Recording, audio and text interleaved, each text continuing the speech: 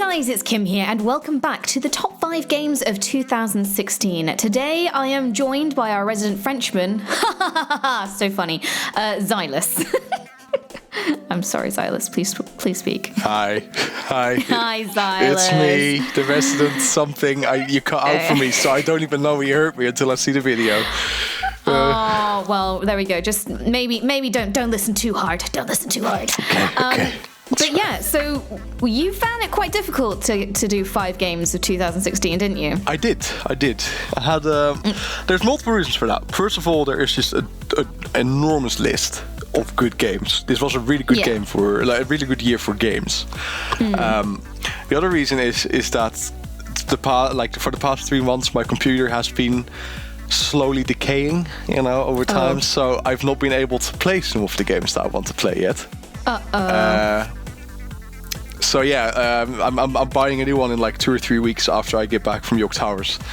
Nice. Okay. And then I'm gonna play all those. But yeah, like it's. So this could radically change then. But well, yeah, sort of. I adjusted for it. Right. Well, we're gonna make this list and then we're gonna stick to it because of principles. Exactly. So in at number 5, what's your 5th game of 2016? Well, so for my number 5, because I haven't had a chance to play some of the games I want yet, I want to name 3 games that I really, really, really looked forward to, that are all putting in the same little category on number 5, basically. Okay. It's Dishonored 2, Deus Ex Mankind Divided, and Hitman. Okay. Those are 3 games that I really want to play. They're pretty much the same kind of genre, you either go full lethal, you go through story, or you go stealthy, exactly. Those are the 3 games that I love the originals. Not so much Hitman, but I've heard just that this Hitman is incredibly good by so many people. Ridian, Zoe, I think Ravs has even said that it is really good, and Ravs usually doesn't really play these kind of games. Shin. So yeah, that's why I want to give that one a go. Dishonored 1 is one of my favorite games of all time. It's incredible. The entire story is just good. The gameplay is incredible of how you get all these like weird magic powers that you can use in the most brutal ways to either kill your enemies or to just sneak past them, and it's awesome. It's absolutely fantastic, and I really, really want to play the second one, but my computer can't handle it right now, so I need to wait for that one. And the same kind of goes for Deus Ex. That's the funny thing is, like, when I came up with my list, Deus Ex and Dishonored 2 weren't actually on mine because I was like, I have them. Yeah. I just haven't had any time to play them. And they are 2 games that I was so looking forward to this year because I loved the first new Deus Ex and I loved Dishonored as well. So it's madness that we've gotten to this point and I still haven't actually played them, but they're definitely going to be my Christmas games to play. Yeah. They're going to be I imagine they would have made it otherwise. They're going to be my post-Christmas games to play, like in January when things calm down a bit. Well, that's going to be 2017, so I ain't going to get to this list. It's true. Okay, well, that's your theoretical number 5. My theoretical number 5, yeah. I can't say much about them, because I haven't played them. Oh, but the rest I've played, Kim, so don't worry about it. Jesus. Like, every year, somebody makes this series goes off-piste by choosing either 7 games, 10 games that haven't even come out this year. But you've gone for games. I haven't even played them, but they look nice. So, I know that I will love them. That's the thing. Like, so that's why they're my number 5. Fair enough. That's fair enough. So what is in number 4, a game that you have actually played this year? That I've actually played this year. A game I've played this year, Ori and the Blind Forest. Oh, okay. I played that game for the first time at the start of this year. I think it theoretically came out on Xbox in December or something last year. Yeah. But I didn't get it until this year, and I bought the definitive edition, which technically came out this year, so I'm gonna count it. It's a beautiful little indie game, a really nice platformer. It feels really smooth, really natural. The story is really cute. It's really nice. And it's just you progress through this beautiful landscape, like this. It's visually one of the most stunning games I've ever seen, where you just play this one little character that has to save the forest, and there's like plot twists. There's this cool little abilities that you can use. There's like a completionist side of it that you can do. That if you really want to finish the game, you could like do all these little side things. It's just a gorgeous, really fun game to play. It's definitely something something that was on my radar, and it's one of my kind of many I keep meaning to play this game because it looks beautiful. It looks similar to a game I played I think 2 years ago called Never Alone, which was set in the kind of icy, frosty tundra. Yeah. So it looks like kind of the foresty version of that. It looks absolutely gorgeous. Yeah, did it make you sad? Does it have like a really good storyline as well? It's got a really good storyline, and like I can imagine. I don't get sad quickly. When it comes to games, there's only like 1 or 2 games I've ever genuinely cried over. One of them is Brothers: A Tale of Two Sons. I don't know if you've ever played that. I cried my eyes out on my original playthrough, and then on my second playthrough, which I streamed, I cried just as hard. So like that to me is like a indication of a good game. I was gonna play Brothers: Tale of Two Brothers, like and on stream. Yeah. But if it made you cry, then I can't imagine what it would do to me. Yeah, you could like. I think it will take you, like, I did manage to do it in one stream slot of 3 hours, but that's because I had already played it. I think you would be able to do it over 2, but like be ready to chop some onions because like it's yeah. But like Ori and the Blind Forest, it has a great story, but it's because there's no actual text to the story. It's all visuals, right? You have to kind of make it up yourself in a way. Yeah. There's some narration, but it's not actual narration. It's like a made up language with subtitles, but it doesn't give everything away. And even though it's sad, it's not to the same quality as some other games, but it's definitely got a great story. Fair enough. So that's in at your number 4. Yeah. So what have you got for number 3? Number 3 is a game that I originally didn't think I was going to play, and then I saw the hype. And then I realized what it could do, and I was like, okay, let's give it a go. And I was hooked for like a good month or something, and all my friends played it. It's Pokémon Go.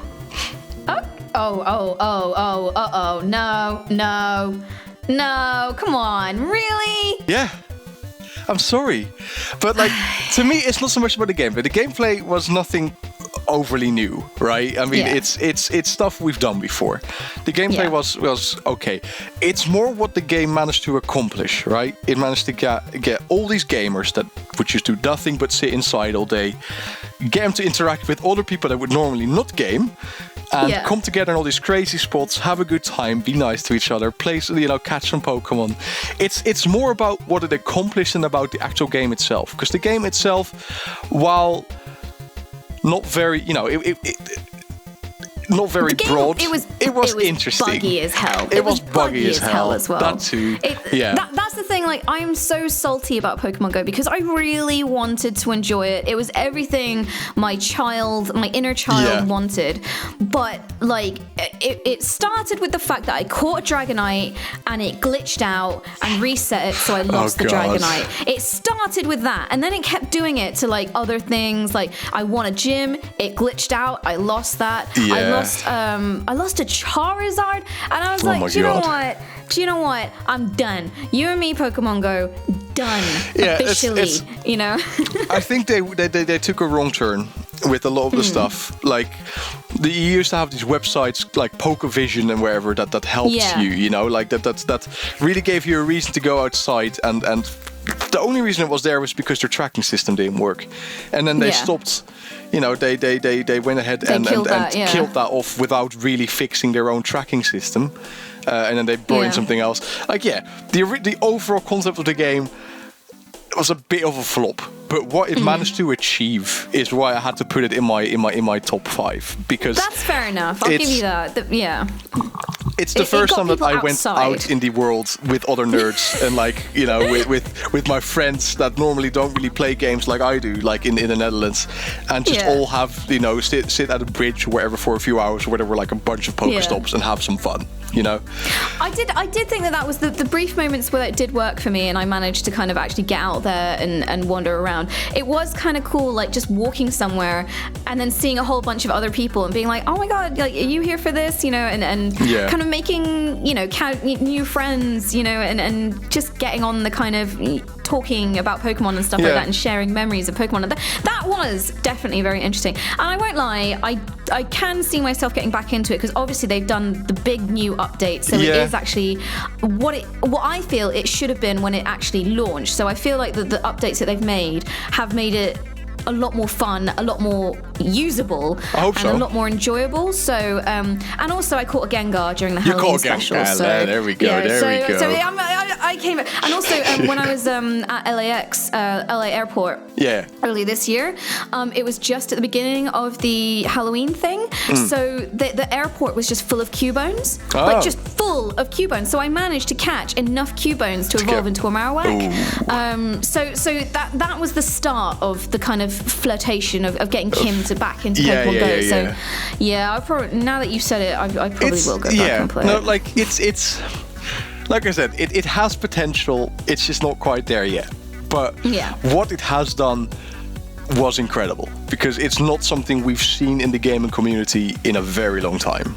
Yeah, that's fair. That's a fair comment. Okay, you've swayed me. So that's in at your number 3. Yeah. So what do you got at number 2? Number 2 is a game that released really early this year. And I was wondering if anything would overtake it, and one thing did. But my number 2 game is Stardew Valley. Oh, okay.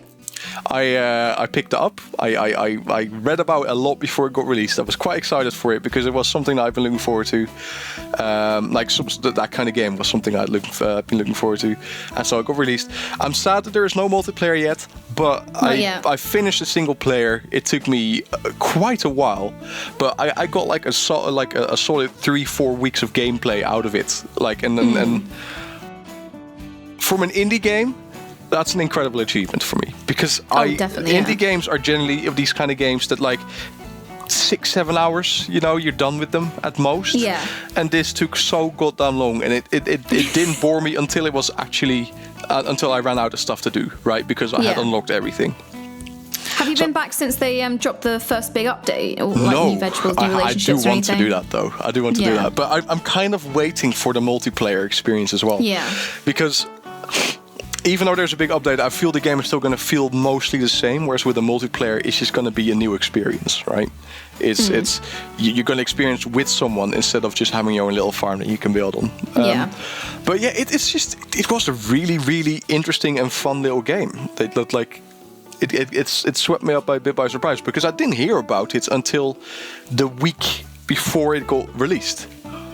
Same. Yeah, and then I talked to Ridian and Zoe, I think, at the time about it. I was like, oh, have you guys seen this? And they're like, yeah, we've been looking at this for like the past 9 months. And I was like, I've never heard of this, you know? And I'm like, okay. But yeah, it was really, really good. And yeah, I was running off something would top it. I had a feeling Dishonored 2 would and Deus Ex would, but as fortune had it, my PC started to just not want to do those things, so I couldn't do it. But there was still one game in between that came through the cracks, which would be my number 1. But the thing is, like, I think Stardew Valley is one of the few games this year that I stayed up until I think 4 a.m. playing. Right. And that's a big achievement for me because I like sleeping and I like my regular bedtimes. So to stay up until 4 a.m. harvesting beetroots, I think is a real, like, and I don't know what it is, because when you look at it and you explain it to other people, yeah, it's a farming simulator. Like, it's a 2D pixelated farming simulator. It doesn't sound interesting. Yeah, but there's just something about it that's really scratched that kind of Harvest Moon style itch where it's just like, I just want a peaceful, nice life where the most problematic thing I have is preparing for winter, and that's it. It's so relaxing as well. Like, compared to other games which could really stress you out. Like, you know, have me play Overwatch for 1 or 2 hours. You can sweep me up after that because I'm so stressed out, you know. But with Stardew Valley, play it for 7 hours straight and I'm still relaxed as can be. So. Aw, nice. So that's in at your number 2. So what is there left at number 1 for Zylus for 2016? Number 1 is a game that's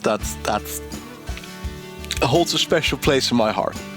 Okay. And it's how I met most of my gaming friends. Mm-hmm. Like how I met most of the Yogs people, for example, is how I got in contact with them. I guess you might be able to guess it this time. It's World of Warcraft Legion. It's the latest expansion for World of Warcraft. Okay.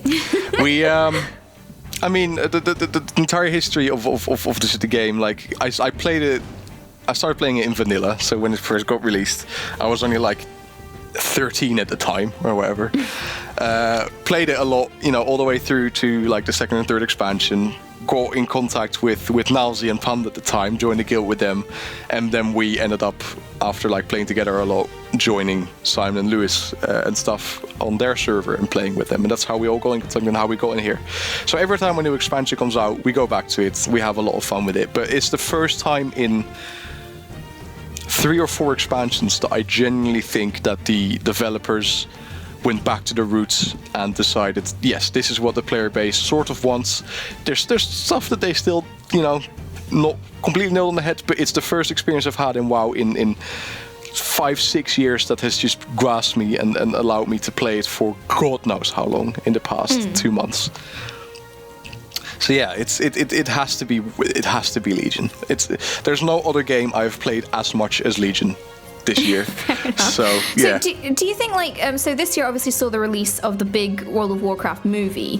Do you think that affected like the kind of players who were coming to World of Warcraft this year? Like, do you think did that bring in an influx of kind of new players who were like, I don't know what World of Warcraft is, but I saw the movie and look cool? Do you think there's a more hardcore audience than ever who just like keep getting brought back by all the expansions? Yeah, I think there is a very small new player base that came from the movie, but I think the biggest thing that the movie did was get that feeling of wanting to play the game back into people who had already played it, who had already played it quite a bit. Because I wasn't too excited for the new expansion. They screwed up the last one. It left me a bit. It left me a bit sad.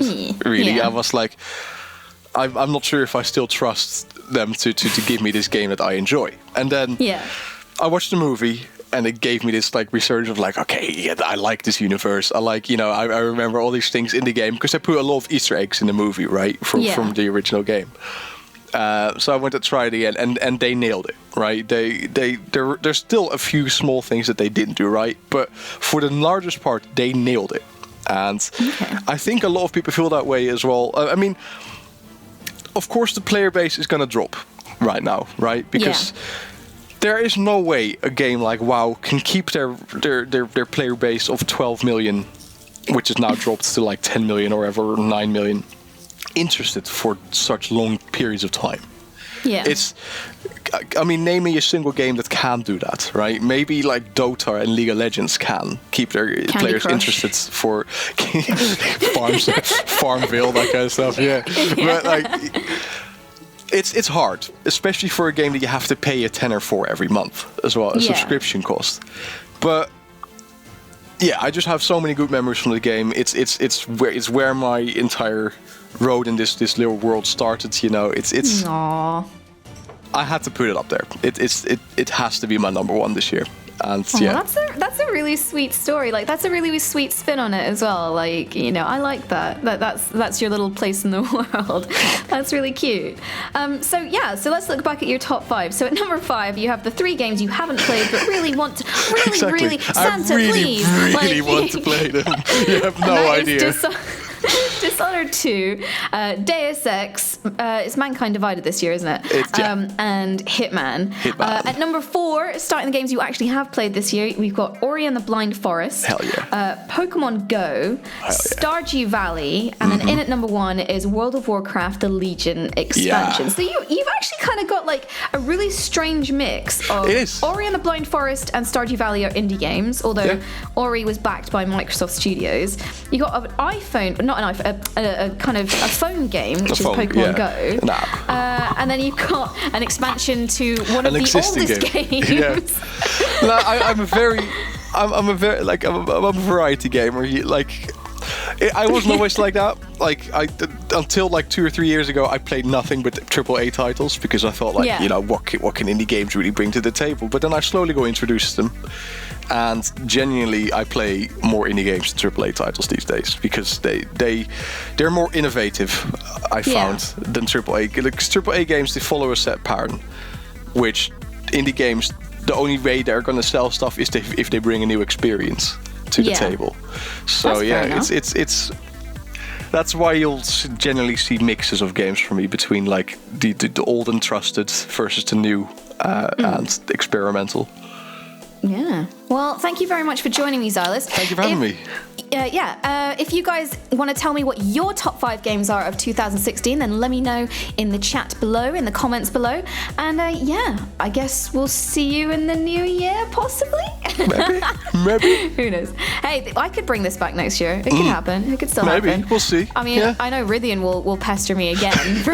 He will take over if you don't. Well, yeah, if not, I will hand the mantle over to Rythian and he can carry the torch forward. But thank you very much for joining me. And I'll see y'all guys next time. Bye-bye. Bye.